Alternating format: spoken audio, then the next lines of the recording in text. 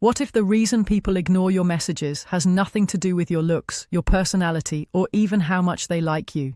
Think about that for a second. Have you ever stared at your phone waiting for a reply that never came? You send a message, check the screen a few minutes later, then again an hour later. The silence starts creating stories in your head. Maybe they're busy, maybe they forgot, or maybe they're deliberately ignoring you. And that's where most people make a mistake, because the truth is often much simpler. In a world where everyone is competing for attention, being noticed isn't about sending more messages, it's about sending better ones. Welcome back to Modern Stoic Mind. Today, we're diving into something surprisingly powerful: 7 types of messages that instantly change the way people respond to you. Not manipulation, not mind games, not tricks, just a deeper understanding of how human attention actually works. Imagine sending a text that makes someone pause what they're doing. A message that sparks curiosity, a message that feels different from the dozens of notifications they scroll past every day, a message that creates an emotional reaction before they've even finished reading it. That's the difference we're exploring today. Because most conversations fail before they even begin. The typical, "Hey," the predictable, "What's up?" the forgettable, "How's your day going?" There's nothing wrong with those messages. The problem is that they give the other person no reason to emotionally engage. They don't create intrigue. They don't create anticipation. They don't create investment. And when there's no investment, silence becomes the easiest response. But once you understand a few psychological principles, everything starts to shift. People naturally respond to things that make them feel something. Curiosity, recognition, playfulness, connection. These emotional triggers aren't weaknesses. They're part of being human. Think about the last message you couldn't ignore. Maybe it made you laugh. Maybe it surprised you. Maybe it made you wonder what came next. Whatever it was, it stood out because it created an emotional gap your mind wanted to close. And that's exactly what the best communicators understand. In this video, we're breaking down 7 message styles that consistently create engagement. They work when you're reconnecting with an old friend. They work when you're building a new connection. They even work in long-term relationships where conversations have started feeling predictable. But pay close attention as we move through them, because the final message on this list is different from the rest. It's subtle. Most people overlook it completely, yet it's often the one that leaves the strongest impression long after the conversation ends. The kind of message that stays in someone's mind hours later for reasons they can't fully explain. Now let's start with the first type. And honestly, it may be the most important of them all, because if your opening message fails, nothing else matters. Everything begins with curiosity. Curiosity is one of the strongest psychological forces in human behavior. People are naturally drawn toward information they don't fully have. When there's a small gap between what they know and what they want to know, their attention locks onto it. That's why some messages get ignored, while others feel impossible to leave unanswered. For example, compare these 2 openings. "Hey, how are you?" and "I just remembered something about you that made me laugh." One disappears into the crowd. The other instantly creates a question. What did you remember? Why was it funny? What happened? Without realizing it, they've already become mentally involved. And that's the secret. The goal isn't to force a response. The goal is to create enough curiosity that responding feels natural. The best openers don't shout for attention. They invite attention. Imagine reconnecting with someone you haven't spoken to in months. Most people send something predictable. "Hey, it's been a while." But there's another approach. Something like, "You randomly came up in a conversation yesterday, and it reminded me of something." Notice what happens. You're not demanding a reply. You're opening a door. You're creating just enough mystery to make them want to step through it. And that's where the real conversation begins. Because once curiosity takes hold, people start doing something extremely important. They start asking questions themselves. And that's where personalization changes everything. And that's where most people stop far too early. They learn how to create curiosity, but they never learn how to personalize it. And without that personal element, even the most intriguing message eventually feels forgettable. Because attention is easy to get. Meaning is what keeps it. Think about the people who have made the strongest impression on you. Chances are, it wasn't because they said something clever, it was because they made you feel understood. That's why the next layer matters so much. If you know someone loves photography, travel, music, or a hobby they light up talking about, use that as your doorway. Not because you're trying to impress them, but because you're showing that you notice something most people overlook. Imagine sending a message like, "I came across something today that instantly reminded me of your travel stories. It made me wonder, what was the strangest thing that happened during one of your adventures?" Notice what happens. The conversation immediately shifts away from surface-level interaction. Now you're inviting them into a memory, into an experience, into a part of themselves they enjoy revisiting. And people naturally gravitate toward conversations that allow them to express who they are. The same principle works with humor. In fact, humor is often one of the fastest ways to lower emotional barriers, not because it's entertaining, but because it creates comfort. A playful message like, "Okay, I just realized I might need to file a formal complaint against you." But the story is too ridiculous to explain in one text. Suddenly there's curiosity, there's playfulness, and there's a reason to keep reading. The goal is never just getting a reply. The goal is creating an interaction that feels different from every other conversation competing for their attention. And when you do that consistently, something interesting starts happening. People begin associating your messages with positive emotion, not because you're performing, because you're creating experiences instead of exchanges. Now let's move into something even more powerful, because curiosity may open the door, but anticipation is what keeps someone walking through it. Think about the feeling of waiting for something you're excited about. A trip you've planned, a surprise you know is coming, a story someone started but hasn't finished yet. Part of the excitement isn't the event itself, it's the expectation. It's the emotional space between now and what's next. And that space can transform the energy of a conversation. The reason anticipation works so well is simple. The human mind dislikes unfinished experiences. When something feels incomplete, attention naturally returns to it. That's why the right message doesn't always reveal everything at once. Sometimes it gives just enough. For example, "I found something today that you're going to love. I'll show you later." Simple, but now a question exists. What did you find? Why will I love it? And that small question keeps the interaction alive long after the message is read.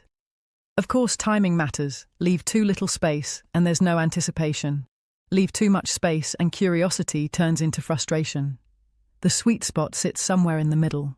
Just enough mystery, just enough payoff, just enough movement to keep the conversation breathing. The same thing applies when you're making plans. Most people focus on the activity, but emotionally, people connect more strongly with the experience surrounding it. Instead of saying, "We should grab coffee sometime," try creating a little intrigue.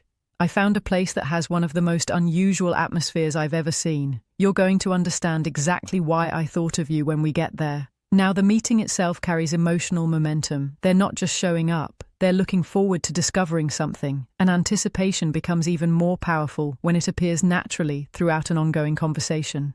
Maybe something funny happened during your day. Instead of rushing to explain it immediately, you simply say, "I have a story for you later. You're not going to believe how this happened." Now the conversation has a future, a reason to continue. A thread connecting one interaction to the next. But here's where many people get it wrong. They create anticipation without delivering value, and that's a mistake, because anticipation isn't about building hype, it's about building emotional investment. The payoff doesn't need to be dramatic, it just needs to feel genuine. That's what keeps trust intact, and trust is what allows attraction, friendship, and connection to grow over time. Another overlooked detail is personality. The lighter and more playful your tone, the easier anticipation becomes. People enjoy looking forward to things that feel effortless, things that make them smile, things that feel connected to who they are, which brings us to something even deeper. Because eventually, curiosity and anticipation stop being enough on their own. At some point, people begin asking a different question, not consciously, but emotionally. They start wondering whether you truly see them. And the answer to that question is hidden inside the smallest gestures. And this is where everything comes together. Because after curiosity captures attention, after anticipation keeps someone emotionally invested, and after thoughtful gestures create deeper connection, there's still one piece most people overlook. The everyday moments, the messages that seem insignificant, the quick exchanges most people send without thinking. Those moments carry far more weight than they appear to. In a world filled with rushed conversations and endless notifications, people rarely remember what was said word for word. What they remember is how an interaction made them feel. That's why the smallest message can sometimes create the biggest impact. Not because it's perfectly written, because it feels different. Instead of defaulting to the same predictable greetings, imagine inviting someone into a conversation they weren't expecting. Something simple. If today had a soundtrack, what song would be playing right now? Suddenly, you're not exchanging information, you're creating an experience, and experiences are memorable. The same applies to shared memories. Few things strengthen connection faster than reminding someone of a moment that still carries emotion. A funny mistake, an unexpected adventure, a conversation neither of you planned to have. When you bring those moments back into the present, you're doing more than reminiscing. You're reminding them how they felt, and emotions are what people remember long after details disappear. Humor plays a role here too. Not forced humor, not trying to perform, just moments of lightness that make someone smile in the middle of an ordinary day. Those interactions become emotional landmarks, tiny moments that quietly separate you from everyone else competing for their attention. But perhaps the most powerful message isn't playful at all. It's appreciation. Because genuine appreciation has become surprisingly rare. People are quick to criticize, quick to judge, quick to move on. Yet very few stop long enough to acknowledge what they value. A simple message saying, "I was thinking about how much I appreciate your perspective," can stay with someone far longer than you realize. Not because it's dramatic, because it's sincere. And sincerity is becoming increasingly difficult to find, which leads directly into something even deeper. The art of giving a compliment that actually matters. Most compliments never leave a lasting impression. Not because they're negative, because they're expected. Surface observations come and go. People hear them every day. But when you recognize something deeper, something tied to character, values, resilience, kindness, or emotional strength, the impact changes completely. When you tell someone, "I admire how calm you stay when everything around you gets chaotic," you're no longer complimenting what they have. You're acknowledging who they are, and that's a different experience entirely, because everyone wants to feel understood, not just noticed. There's a quiet difference between being admired and being truly seen, and that's where the strongest connections are built. Not through endless conversation, not through perfect words, but through recognition. The ability to notice things others miss, to remember details that seemed insignificant, to understand what matters to someone without needing constant explanation. When people feel seen, they relax. The walls come down. The performance disappears. And what remains is something far more valuable than attraction alone. Trust. That trust grows every time you remember a detail they forgot mentioning. Every time you acknowledge effort that nobody else noticed. Every time you listen to understand instead of listening to reply. And once trust begins to form, another ingredient keeps everything alive. Playfulness. Not the loud kind. Not the performative kind. The subtle kind, the effortless teasing, the inside jokes, the unexpected comments that create laughter where none existed before, because relationships don't thrive on seriousness alone. They thrive on emotional variety, on moments that feel alive, a playful challenge, a funny observation, a story told with just enough exaggeration to make someone laugh. Those moments create energy, and energy creates memory. Over time, people may forget entire conversations, but they'll remember how often they smiled when talking to you, how easy the interaction felt, how natural it became to let their guard down. And when you step back and look at everything we've explored, a surprising realization emerges. The messages people find hardest to ignore are rarely the cleverest, they're rarely the most persuasive, and they're almost never the most complicated. The messages that leave a lasting impression are the ones that make someone feel understood, appreciated, remembered, and emotionally comfortable. That's the real secret. Not learning how to make people respond, learning how to make interactions meaningful. Because when communication stops being about getting attention and starts being about creating connection, everything changes. The pressure disappears, the conversations become easier, and the people who genuinely belong in your life naturally move closer, not because you convinced them, because they enjoyed how they felt around you. And perhaps that's the lesson hidden underneath all of this. The strongest connections are never built through chasing responses. They're built through creating moments worth responding to, moments that feel genuine, moments that feel human, moments that quietly remain in someone's mind long after the screen goes dark. And sometimes, the message they remember most isn't the one that demanded attention. It's the one that simply made them feel understood.